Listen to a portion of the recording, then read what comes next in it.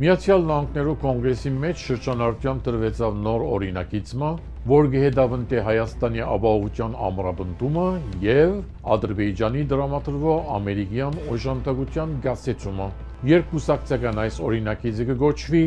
Armenia Security Partnership Act եւ որ ներկայացված է հայկական հարցերով խումբի համանախագահներ Գասպելի Ռակիսի եւ Ֆրանկ Պալոնի կողմը։ Այս նախաձեռնության գործածությունը կայացած է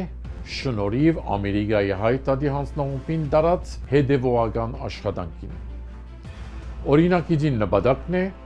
արգելել նախագահ Թրամփի, որ շրջանցե 907-րդ բանաձևի սահմանափակումները